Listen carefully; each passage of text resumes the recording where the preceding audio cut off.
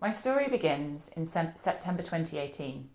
My co-chair, Jake Dubbins, and I had been running the Conscious Advertising Network for about 6 months. Incredibly, we were invited to launch it at the UN Global Compact on Migration in Marrakesh in December of that year. Advertising had been recognised as one of the key funders of hate speech, and one of us was to go and explain to the conference how this worked. Obviously, this was amazing. And here's my co-chair sitting on a panel at the UN with some very distinguished people. He absolutely smashed it. But all was not right in the run-up to the conference. It started when we went online and searched for the Global Compact on Migration. As you can see, the information we were directed to was not from the UN or other knowledgeable institutions, but from the far right, Rebel Media, Stefan Molyneux, who incidentally has now been banned from multiple platforms. And it didn't stop there. Our researchers started finding information in multiple languages that suggested the Global Compact on Migration would in fact make migration a human right, spoiler, it already is, and mean jail terms for people that criticise migration at all, which is just simply not true. The British press even linked this to the EU, it's nothing to do with them, in order to align it with the toxic Brexit debate on immigration. This had all the hallmarks of a coordinated campaign designed to create a negative public reaction to the compact. And it worked. Countries started pulling out: Austria, Bulgaria, the Czech Republic, Poland and Israel. The Belgian government collapsed due to infighting. Disinformation had derailed the compact. And the kicker in all of this disinformation, whether directly on news sites or indirectly on social media platforms, was funded by advertising. Now, what does this have to do with climate change, I hear you ask?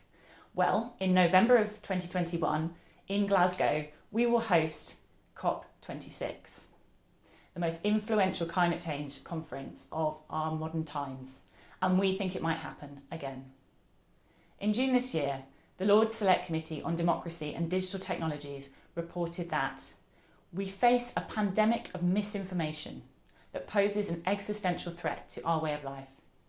Commenting, Lord Putnam, chair of the committee, said, "We are living through a time in which trust is collapsing. People no longer have faith that they can rely on the information they receive or believe what they are told." We used to think of climate misinformation, disinformation as straight-up denial from politicians or corporate greenwashing from oil and gas companies. Back in the good old days, coal was clean, flowers spewed forth from smokestacks in billboard ads, and fossil fuel companies lauded their paltry investments in renewables from the pages of newspapers. Then came the internet, and with it brilliant things. People held governments to account on Twitter, call-out culture exposed the hypocrisies like we saw above. But it also brought about data extraction, targeted advertising, and millions of sites with potential advertising inventory. And that was game-changing. The first thing you need to know about our online spaces is that they are geared towards serving you advertisements. It's how the platforms make money, it's how news sites do. From the writers of blogs to YouTube stars, they all make money through advertising. And the more ads you watch, the more money they make. Advertising funds the internet, and it has shaped it in its image. This changes how we have started to receive information. Many of us get news recommendations from our social media feeds, from sources all over the world, rather than from just one of 5 newspapers. And the platforms behind those news feeds are designed to keep us there, not designed to serve us fact-checked information. So how do they do that? They serve us information that keeps us scrolling, watching, or clicking. Most of what we do, what we react to, what we're interested in. As you can imagine, this changes the incentives on offer. Instead of being served information with integrity, journalists and newspapers have reputations to look out for. We're being served stuff that makes us react. Salacious content is preferred to boring truths. It keeps us angry, engaged, and online. Recommendation algorithms learn what we like and serve us more of it. We stay online and we watch more ads in the process. This has also created filter bubbles, communities online that make us think everyone thinks the same as us. We get this positive reinforcement for our ideas and opinions, and it radicalises us, it polarises us, to the point where we start to believe things that might have seemed ridiculous before, like satanic cabals of people running the world. That repetition, that confirmation, it changes our outlook and our minds. This week, New Zealand's president called out YouTube as a key factor in radicalising the Christchurch killer, where 51 people were killed in a racist attack. On his gun was written, "Your Global Compact on Migration." This disinformation doesn't just derail conferences, it costs lives. And advertisers are paying for this. Hate speech and disinformation, because they fly so well through our online spaces, now have a funding model through advertising. Our favourite brands, many of whom have science-based climate targets and some pretty strong diversity commitments, are accidentally paying deniers and hate preachers through their advertising spend, to the tune of at least $235 million a year, including $25 million on COVID-19 disinformation in 2020 alone, according to the Global Disinformation Index. Either through directly funding disinformation via ads on a website, or indirectly through funding the platforms that propagate these untruths, advertising is unfortunately paying extremists. These factors are turbocharging climate disinformation. It's no longer about corporate billboards and politics.